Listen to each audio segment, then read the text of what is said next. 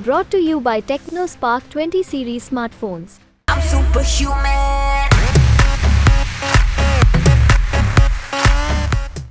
प्रज्वल रवन्ना मुझे फ़ोन करता था और अपने कपड़े उतारने के लिए कहता था। वो मेरी माँ के मोबाइल पर फ़ोन करता था और मुझे वीडियो कॉल उठाने के लिए मजबूर करता था। लेकिन जब मैंने इनकार कर दिया तो उसने मुझे और मेरी माँ हम दोनों को ही धमकी दी थी। लेकिन जब हमारे परिवार को इसके बारे में पता चला तो उन्होंने हमारा साथ दिया और फिर हमने शिकायत दर्ज कराई। उत्पीड़न के बारे में हमें किसी को भी ना बताने के लिए धमकी दी गई थी। मेरी माँ के साथ प्रज्वल ने बेंगलोर के बसवनागुड़ी वाले अपने घर पर रेप किया था। हमें इसकी कोई भी जानकारी नहीं थी कि इसकी वीडियो बनाई गई है या फिर नहीं, लेकिन वीडियो वायरल हो गया। हालांकि हमने इसे खुद नहीं देखा था, लेकिन पुलिस वालों ने इसे हमें दिखाया था और इसमें प्रज्वल का चेहरा दिखाई दे रहा था। HD रेवन्ना और प्रज्वल रेवन्ना ने मेरी माँ के साथ रेप और यौन उत्पीड़न किया। प्रज्वल ने भी मेरा यौन शोषण किया। प्रज्वल मेरी माँ को धमकी देता था कि अगर उसने सहयोग नहीं किया तो वो मेरे पिता की नौकरी छीन लेगा, उन्हें बेरोज़गार कर देगा। यहाँ तक कि उसने ये भी कहा था कि वो मेरा रेप भी करेगा।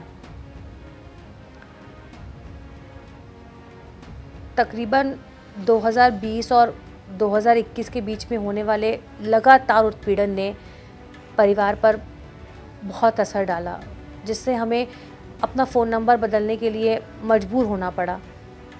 हासन सीट से सांसद प्रज्वल अपने घर पर महिला नौकरों का भी यौन उत्पीड़न करता था। हालांकि ये सच है कि रेवन्ना लालच देकर महिला नौकरों का यौन उत्पीड़न करता था। मेरी माँ का भी रेप करता था। अब तक केवल 3 लोगों ने ही सामने आकर इन घटनाओं के बारे में सार्वजनिक रूप से बात की है। 3 और नौकरों ने इन अत्याचारों के बारे में बात नहीं की है, लेकिन उनका भी यौन शोषण किया गया है। हमने किसी से भी इस बारे में नहीं कहा था। मैंने ही अपनी माँ को प्रज्वल के वीडियो कॉल शोषण के बारे में बताया था।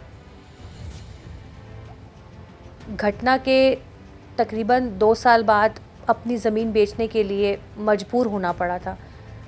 हमारे रिश्तेदार होने के बावजूद भी उसने मेरी माँ को इतना परेशान किया था कि मेरी माँ 4 या 5 महीनों में केवल सिर्फ एक बार ही घर आती थी और उन्हें बहुत ज़्यादा परेशान किया जाता था। वो हमसे देर रात लगभग 1 या 2 बजे ही हमें फ़ोन करती थी और हमसे मुश्किल से ही वो बात कर पाती थी।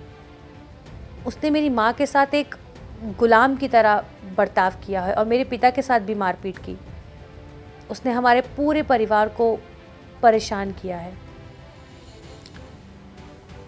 अब जब हमने उसे बेनकाब कर दिया तो हम पर ही आरोप लगाया जा रहा है कि हमने उन लोगों को धोखा दिया जिसने हमें नौकरी दी। हमें बहुत धमकियां दी जा रही है और अगर हमारे साथ कुछ भी घटना घटती है, हमें कुछ भी होता है, तो इसका जिम्मेदार सिर्फ आरोपी का परिवार होगा। केस दर्ज होने के बाद बसावनागुड़ी और होलेनारसीपुरा वाले दोनों घरों पर उसने सब कुछ बदल दिया है। उसने सारे सबूत जला दिए और अपने दोनों घरों का उसने पूरा सेटअप पूरी तरह से बदल दिया है। हम बहुत डरे हुए थे, इसलिए हमने शुरू में बयान दिया कि यौन उत्पीड़न हुआ था। लेकिन जब मेरी माँ ने रेप का वीडियो देखा तो उन्होंने स्वीकार कर लिया कि उनके साथ रेप हुआ है। उन्होंने जज और SP के सामने बयान दिया कि उनके साथ दुष्कर्म हुआ है। फिर उन्हें घटनास्थल पर पूछताछ के लिए ले जाया गया। अब वो केस वापस लेने के लिए हमारा घर लौटाने की पेशकश कर रहा है। हम बस न्याय चाहते हैं। उसे कठोर से कठोर सज़ा मिलनी चाहिए। बाप बेटा दोनों ही आदतन अपराधी है। शनिवार और रविवार को उसके घर में गंदगी ही रहती है। अब उसने मेरे पिता को उस डेयरी से भी हटा दिया जहाँ वो काम करते थे।